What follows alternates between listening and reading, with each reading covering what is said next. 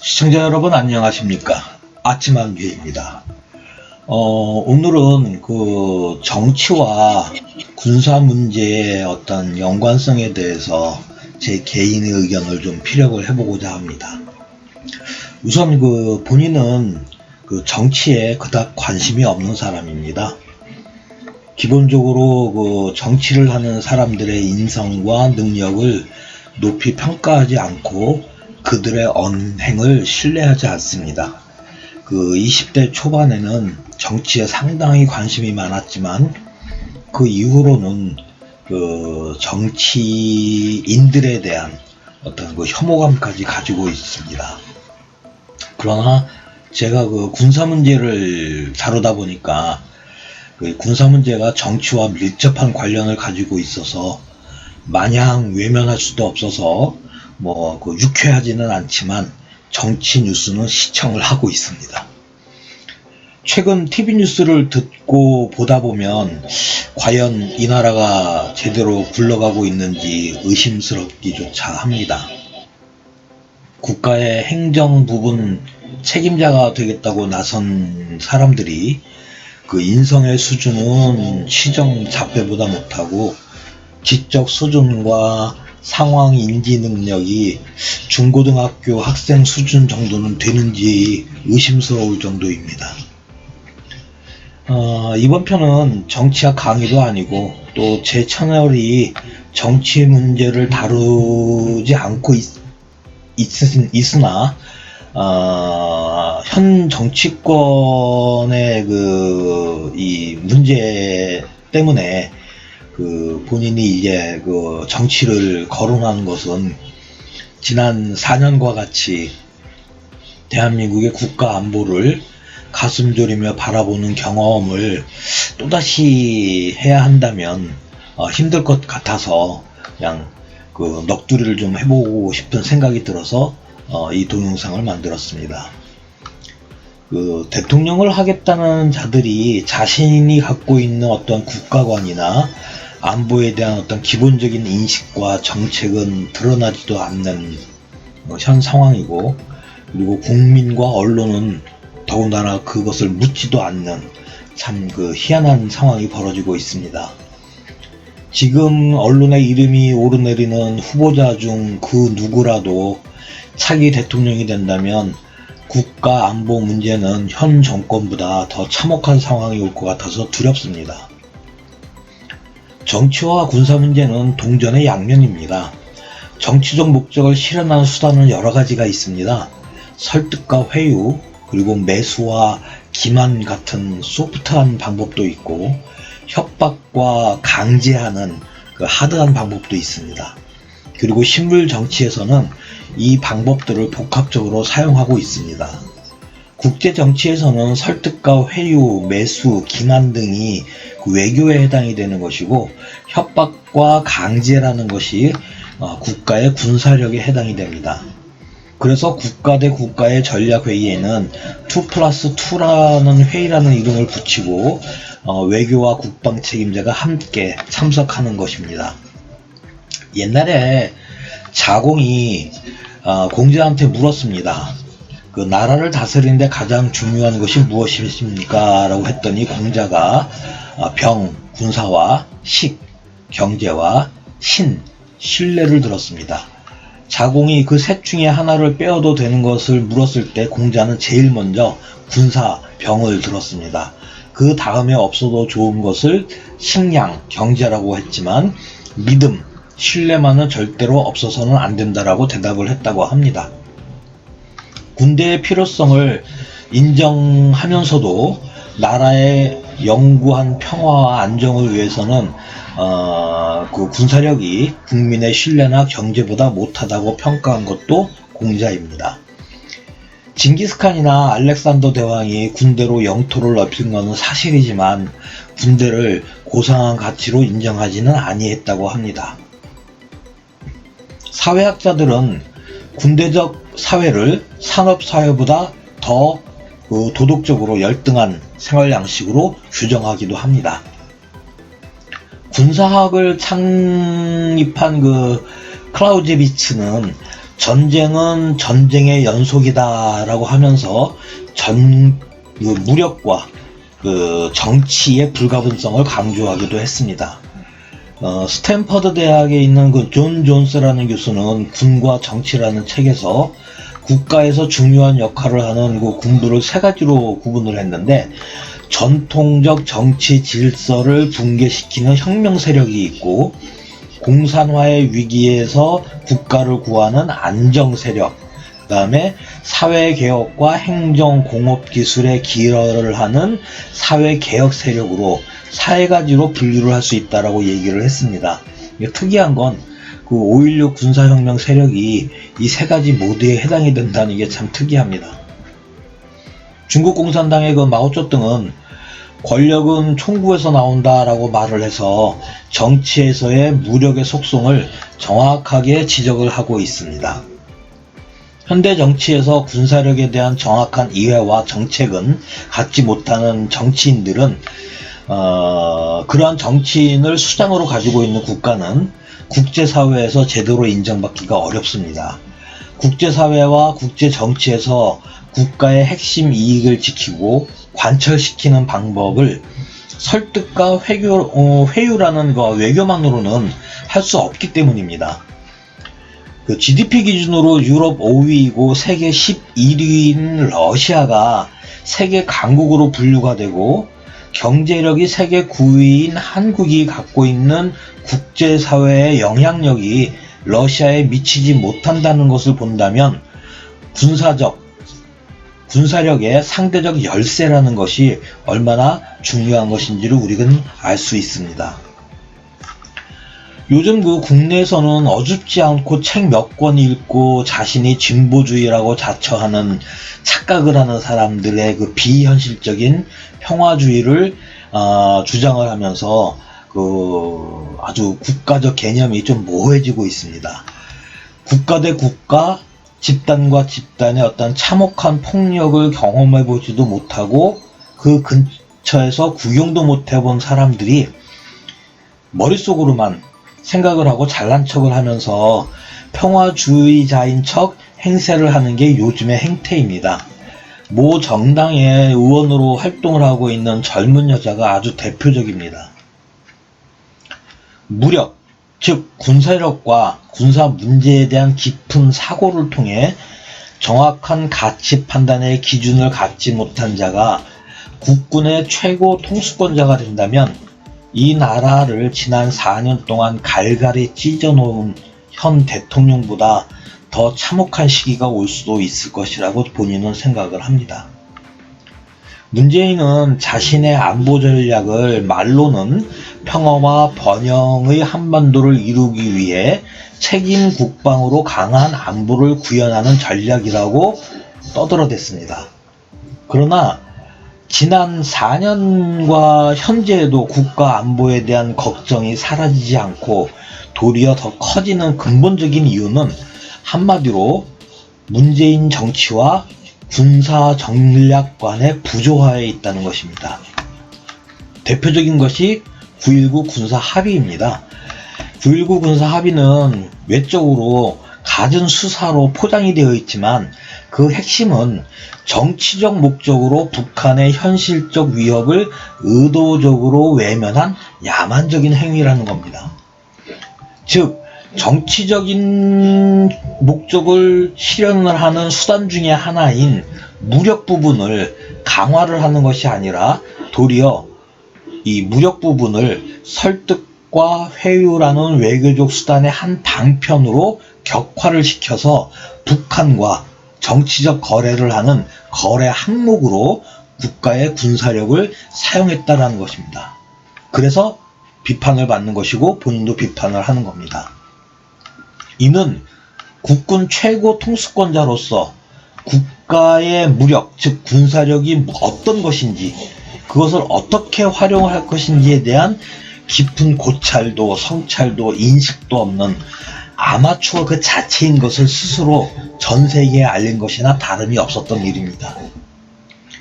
게다가 당시에 시류에 영합하는 인성을 가지고 있던 국방부 장관과 합참의장은 북한의 군사적 위협 평가에서 군사적 전문가적 관점을 적용하지 않고 정치에 영합하여 청와대의 요구에 부응을 했습니다.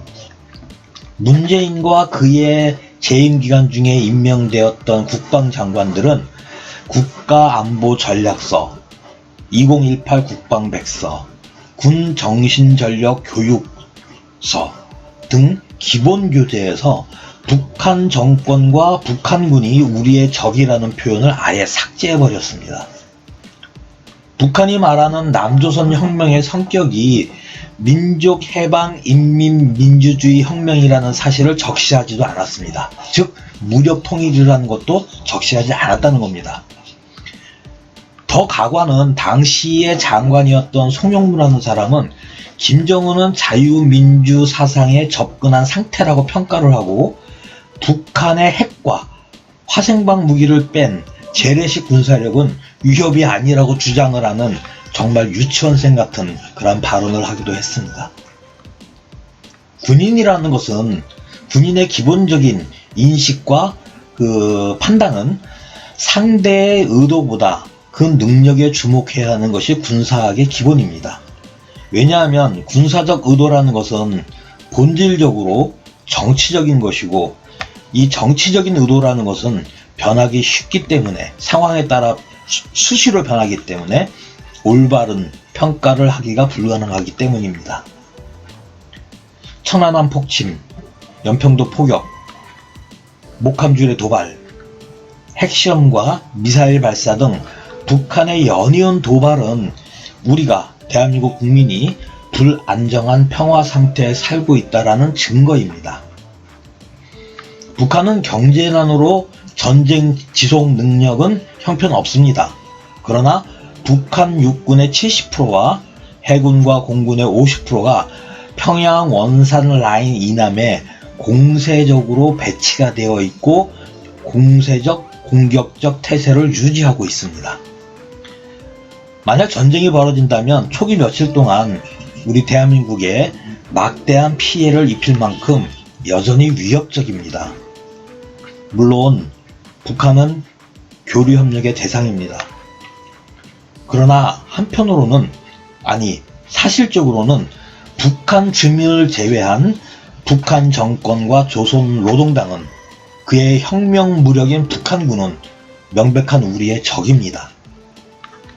이렇기 때문에 남과 북을 통일을 지향하는 과정에서 잠정적으로 형성되는 특수관계라고 남북 기본 합의서에 명시를 하고 있는 겁니다.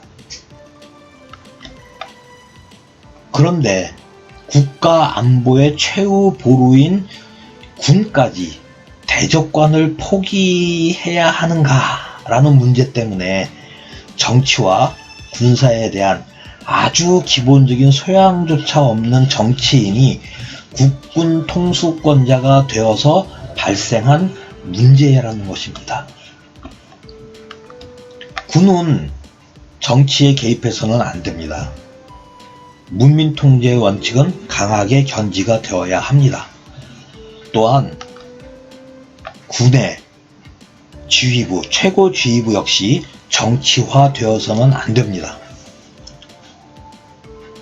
무슨 얘기냐면 정치권이 군 지휘부를 정치적 판단을 하도록 압박을 가해서는 안 된다는 겁니다.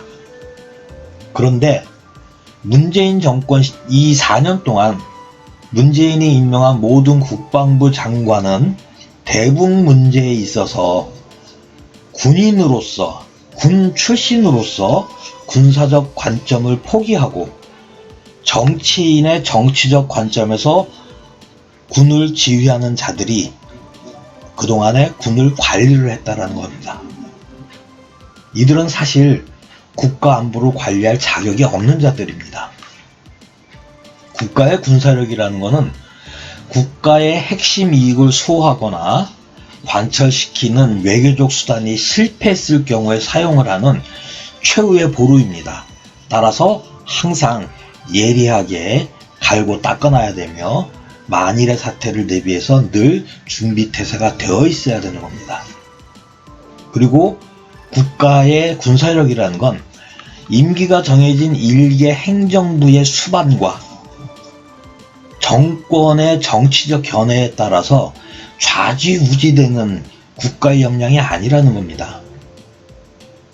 자신들의 정치적인 프레임에 따라서 좌편향적으로 흘러가거나 우편향적으로 흘러가는 그러한 갈대와 같은 정책은 수행이 돼서는 안 된다는 겁니다.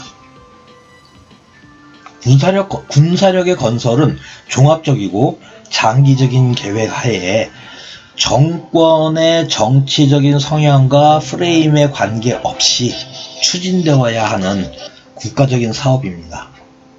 그러나 문재인과 현 정권은 친북이라는 자신들의 정치적 견해에 따라서 대한민국이라는 국가의 군사력을 의도적으로 약화를 시켰기 때문에 비판을 받는 것입니다. 1900년대 무렵에 남미의 아르헨티나라는 나라는 미국보다 1인당 GDP가 더 높아서 세계 5대 경제 부국이었습니다. 그러나 1946년에 집권을 한 후안 페론과 에바 페론은